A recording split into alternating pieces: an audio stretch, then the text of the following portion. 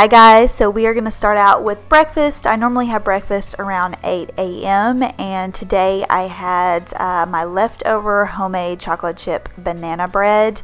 I have been so into just making everything homemade recently. I mean, I cook on the reg, but especially homemade baked goods I have been really obsessed with. So my chocolate chip banana bread recipe is super easy. I will have all of the recipes listed down below so you guys can check those out, as well as the baking and cooking instructions.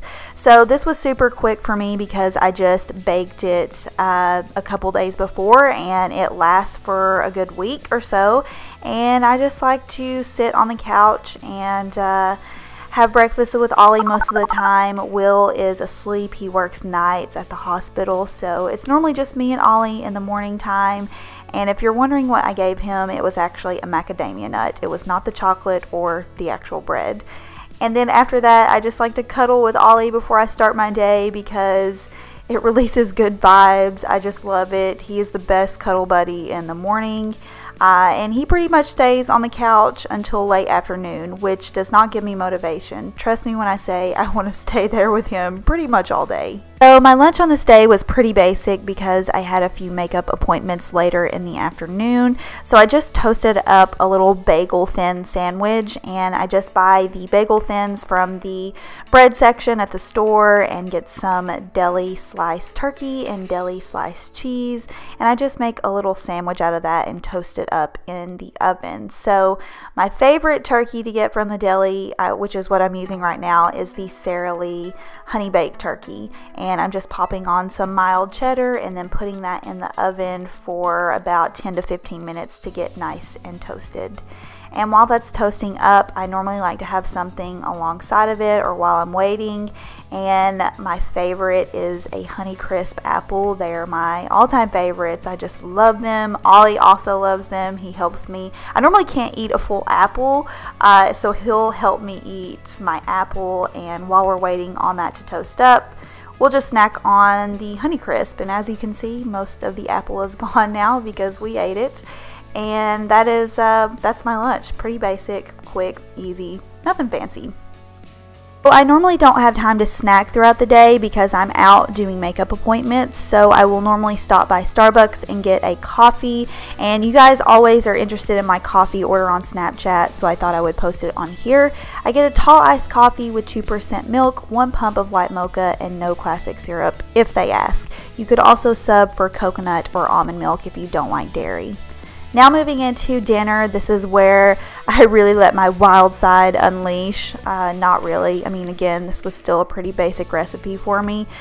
So what I'm doing is I've just washed and cut the ends off some asparagus, and I'm going to season that with a little bit of olive oil, also some salt, pepper, and red pepper flakes, and just toss that all together in a bowl. And after everything is evenly coated, I will just lay it out on a pan and bake that in the oven on about 375 for a good 20-30 minutes. And I always start asparagus first because I like my asparagus to be kind of crunchy. If you don't, then just don't leave it in the oven for that long. Moving into the second side dish, I'm taking baby red potatoes. I love baking red potatoes or Yukon Gold potatoes because they bake up a lot faster than a traditional russet potato would. So what I'm doing is I'm just slicing these into little cubes and throwing them into that same bowl I used to season the asparagus, because we're pretty much going to season these the exact same way, except I'm going to add a little extra how should I say, a little extra pizzazz after they're done baking, which I will show you guys later. So I just poured in some olive oil, salt, pepper, and I also like to add ranch seasoning.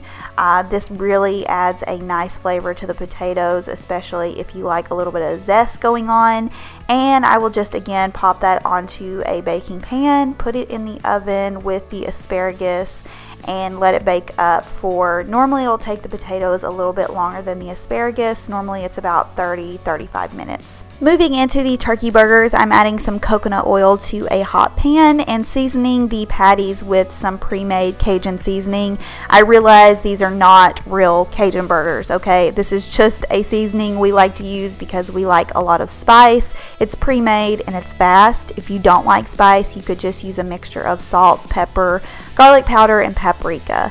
So I just let those cook up on high heat for about 10 to 15 minutes on each side.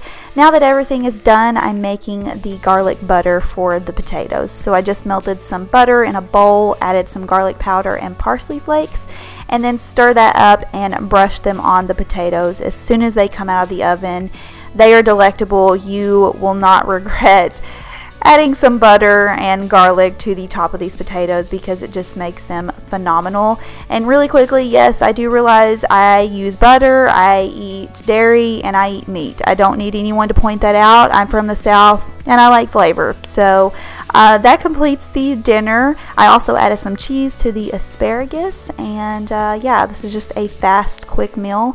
All of the recipes and foods I use will be listed down below, and if you guys would like to keep seeing these, let me know, and I will see you guys in my next video. Bye!